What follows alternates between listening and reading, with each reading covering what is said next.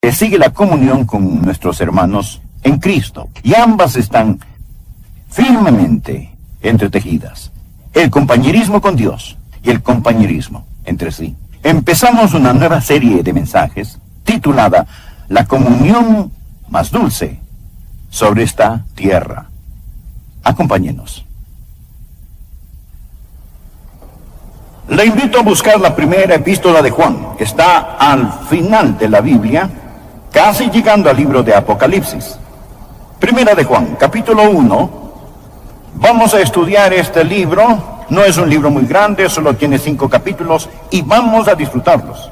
El título de nuestro estudio es La comunión más dulce sobre esta tierra, porque el tema de Primera de Juan es la comunión. Juan escribió 5 libros de la Biblia. Él escribió el Evangelio según San Juan, y el propósito de dicho Evangelio es convencer a los pecadores, es decir, traernos a la fe en Cristo. Luego él escribió el libro de Apocalipsis, y el propósito de este es consolar a los santos, para ayudarnos a entender los tiempos en los cuales vivimos, y para darnos esperanza acerca de la segunda venida del Señor Jesús. Pero después él escribió estas epístolas maravillosas, y fueron escritas para confirmar a los santos. Así que le damos gracias a Dios por estas epístolas, que tienen como tema las palabras conocer o saber, y comunión y vida.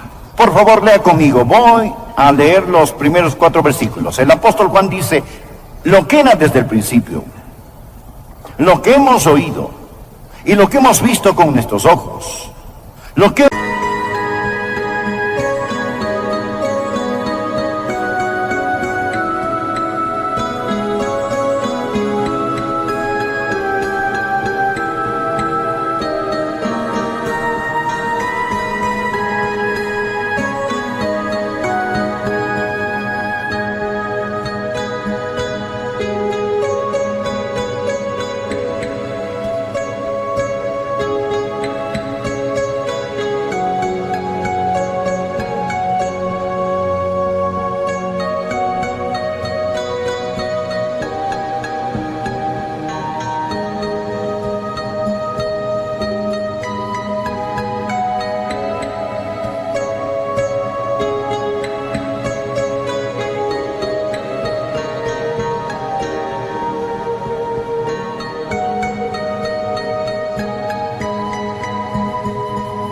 hemos contemplado y palparon nuestras manos tocante al verbo de vida.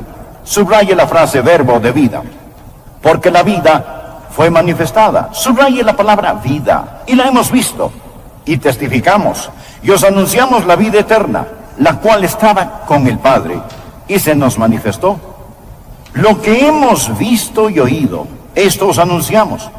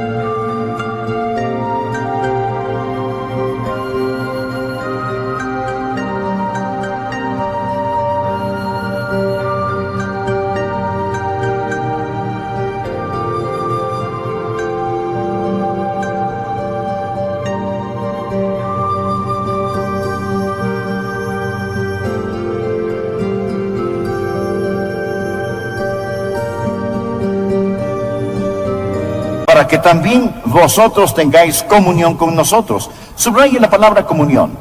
Y nuestra comunión verdaderamente es con el Padre y con su Hijo Jesucristo. Estas cosas os escribimos para que vuestro gozo sea cumplido. Subraye la palabra gozo. ¿Qué es esta comunión?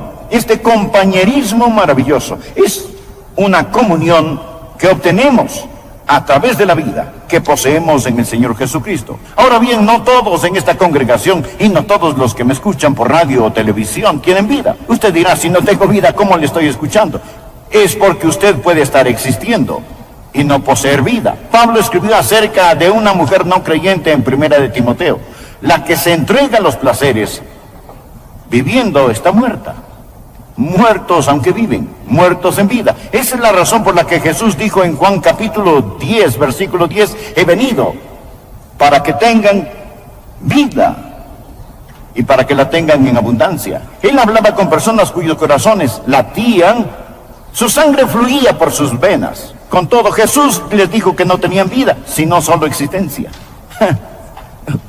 Una ostra tiene existencia, pero no vida. Ciertamente no como lo consideramos hoy, la vida que está llena y libre en el Señor Jesucristo. Y para poder llegar a vivir esta vida y disfrutar esta vida que es abundante y libre, el apóstol Juan nos dice 3 cosas en estos 4 versículos que hemos leído. Y en primer lugar, él nos dice que existe un hecho establecido. Anótelo, un hecho establecido. Por favor, nótelo en el versículo 1, mírelo. Lo que era desde el principio, lo que hemos oído, lo que hemos visto con nuestros ojos, lo que hemos contemplado y palparon nuestras manos tocante al verbo de vida. Mas el diablo siempre quiere confundir las cosas, distorsionar y negar las cosas. Y claro, la verdad más grande es la verdad acerca del Señor Jesucristo. Por ello, el diablo, desde que el Señor Jesucristo estuvo aquí en la tierra, incluso antes de que viniera, ha tratado de confundir a las personas acerca de quién el Señor Jesús es, era y siempre será. Así que Juan empieza estableciendo quién es Jesús. Y recuerde que estamos hablando que esta vida es un hecho establecido. Él está diciendo aquí que Jesús es, anótelo, Jesús es un hecho eterno. Jesús es un hecho eterno. Leamos por favor, lo que era desde el principio. Él es el Cristo de las eternidades. Y Juan ya había escrito en su evangelio en Juan 1:1, en el principio era el verbo, en el principio era el verbo. Antes que todo empezara a existir, Jesús estaba allí. Ese es el nombre de Dios para Jesús, el verbo. En el principio era el verbo y el verbo era con Dios y el verbo era Dios. A Jesús se le llama el verbo de Dios en Apocalipsis capítulo 19, versículo 13. Habla de Jesús en toda su gloria y dice, estaba vestido de una ropa teñida en sangre y su nombre es el verbo de Dios. Eso es interesante, ¿verdad? A Jesús se le llama el verbo aquí. Vemos en primera de Juan 1:1 que se le llama el verbo de vida. Ahora, el verbo de Dios. ¿Qué es un verbo? Un verbo es una palabra, pues la expresión de un pensamiento invisible o una idea. Jesús es la expresión visible del Dios invisible. Jesús articula a Dios. Él es el primer verbo de Dios. Él estaba allí en el principio era el verbo.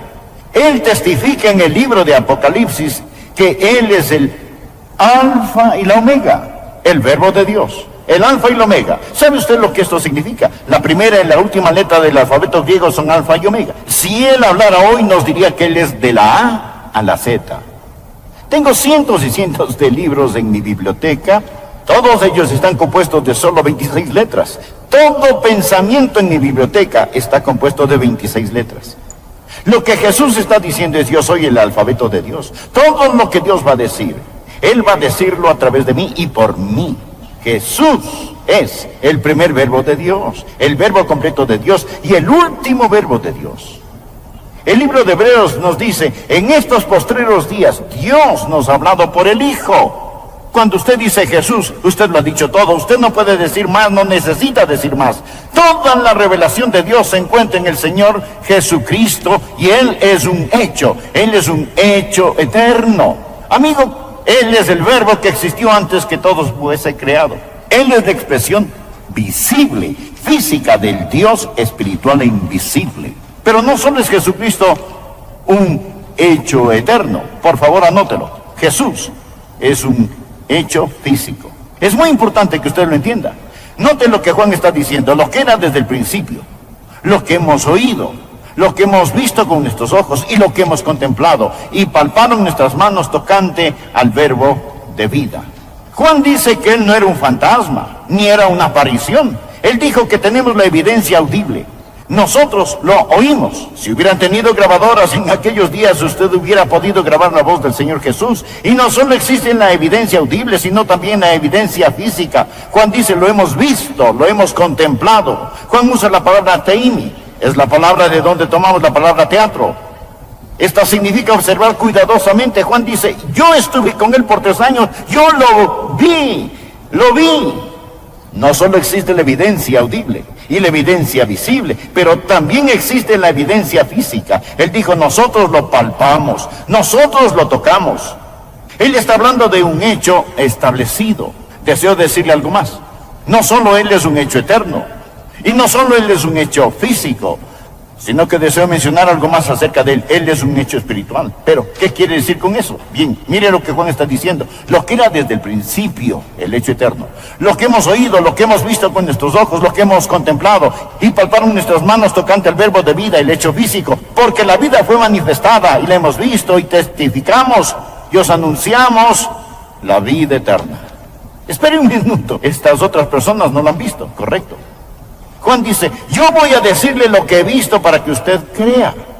Yo nunca he visto a Jesús, ni le he oído. Yo nunca he tocado a Jesús con mis manos. Pero creo en Él porque Jesucristo también es un hecho espiritual. Él no está ahora aquí en cuerpo físico, más el Espíritu Santo de Dios lo revela. Y tal como Juan lo oyó, ahora la fe se convierte en los oídos del alma. Como Juan lo vio, ahora la fe se convierte en los ojos del alma. Como Juan lo palpó, ahora la fe se convierte en las manos del alma. Podemos conocerle por medio del Espíritu. Permítame darle un versículo. Juan dice en 1 de Juan capítulo 5, versículo 9. Si recibimos el testimonio de los hombres, mayor es el testimonio de Dios, porque este es el testimonio con que Dios ha testificado acerca de su Hijo. Hoy, Dios envía al Espíritu Santo a testificar de las palabras de los apóstoles. Y nosotros tenemos las palabras de los apóstoles. Juan asegura, lo que hemos oído, lo que hemos visto, se lo declaramos a ustedes. Y luego la Biblia dice, si recibimos el testimonio de los hombres, mayor es el testimonio de Dios. Y hoy no dependo de la oratoria, ni de la ilustración o lógica para convencerle. Gracias a Dios, el Espíritu Santo está aquí para afirmar lo que digo es verdad. Ese es el testimonio de Dios. Jesús es un hecho eterno, Jesús es un hecho físico, Jesús es un hecho espiritual y el Espíritu Santo de Dios testifica del Señor Jesucristo. ¿Y qué es esta vida? El primer punto es un hecho establecido. Segundo punto, es una comunión vivida. No solo un hecho, sino una comunión.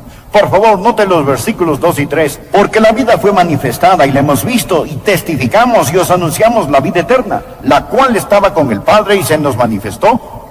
Lo que hemos visto y oído, eso os anunciamos, para que también vosotros tengáis comunión con nosotros. Ahora, Juan quiere compartir. Juan dice, yo lo vi y ahora quiero compartirlo. Y si alguien lo ve, oye y conoce, desea compartirlo. Amén. Por eso se nos llama testigos y no abogados. Un abogado defiende un caso. Un testigo dice lo que él ha visto y oído. La única persona que no puede dar testimonio es aquella que no ha visto ni oído nada. Luego él dice, hago esto para que ustedes puedan tener comunión. ¿Qué es la comunión? La comunión no es café con pan. La comunión no es 2 personas o 2 compañeros pasándola bien. ¿Qué es la comunión? Esta es una palabra muy técnica, para que también vosotros tengáis comunión con nosotros. Es la palabra griega koinonía. Permita que esta palabra esté en su mente, necesita estar en su vocabulario. Koinonía, y significa tener cosas en común.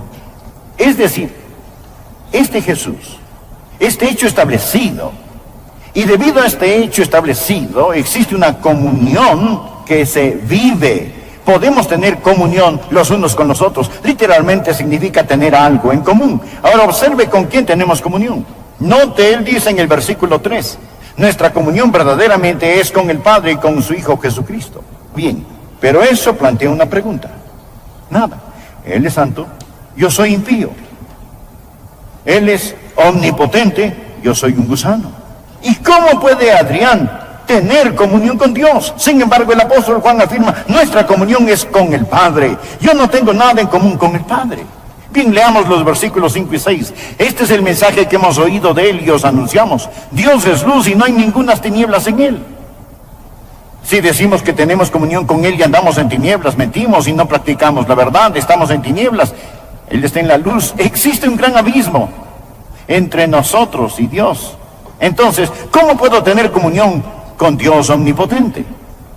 Así es como este Dios, que sabe que existe un abismo entre Adrián y Él, y entre usted y Él, envió al Señor Jesucristo a tomar algo que tenemos en común: la carne humana.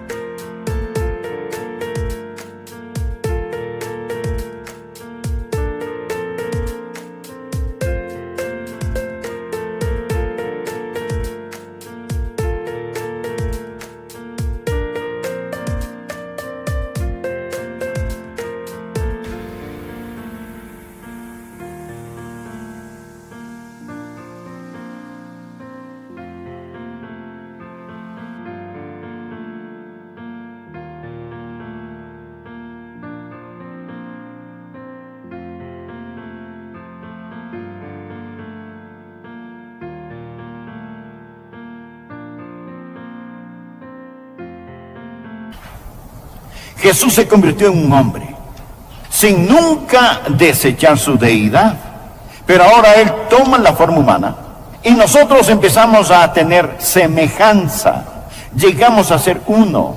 Él toma la naturaleza del hombre, para que yo pueda tomar la naturaleza de Dios. Y Él dice en 2 Pedro capítulo 1, versículo 4, le fascinará esto: para que llegaseis a ser participantes de la naturaleza divina. Participantes de la naturaleza divina.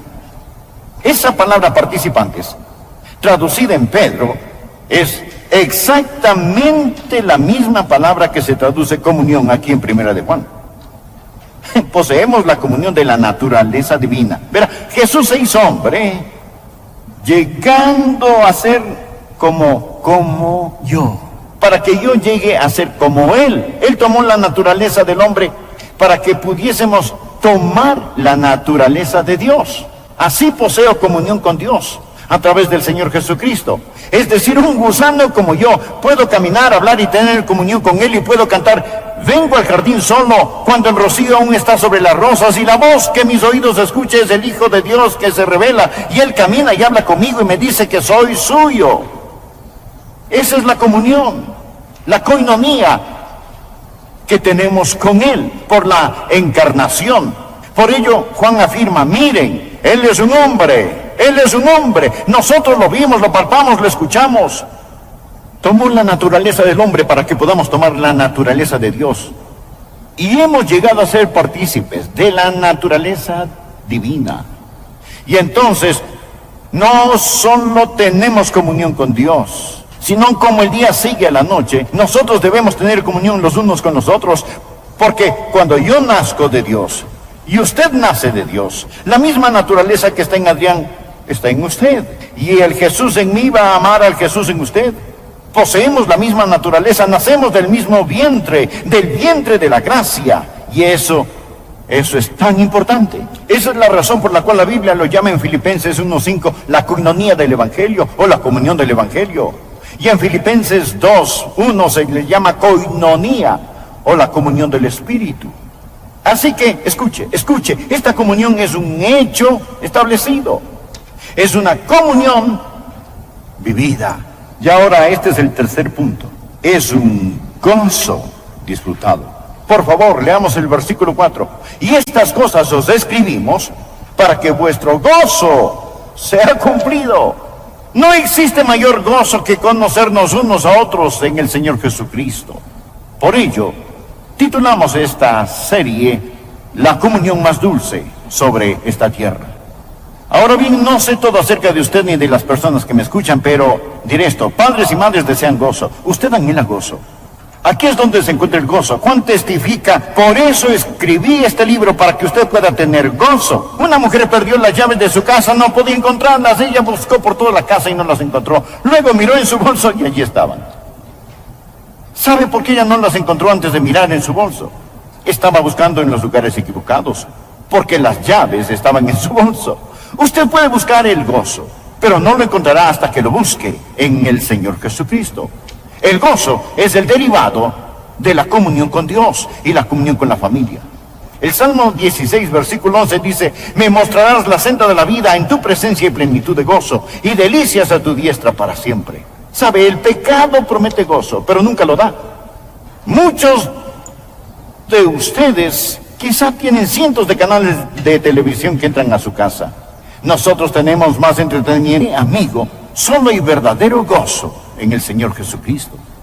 No estoy diciendo que usted no puede ser un no creyente y que no pueda por un tiempo estar contento. No hablamos de la felicidad, hablamos de gozo. La felicidad depende de las circunstancias, el gozo depende del Señor. La Biblia dice: regocijaos en el Señor. Si usted persigue la felicidad, es prisionero de las circunstancias, porque si estas cambian, usted no estará alegre. Pero Jesús nunca cambia. La felicidad es cosmética, es externa.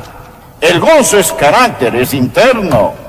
La felicidad solo suple sus necesidades superficiales, pero el gozo las más profundas. Por ello, la felicidad es como un termómetro, registra las condiciones. El gozo es el termostato que controla las condiciones. La felicidad se evapora.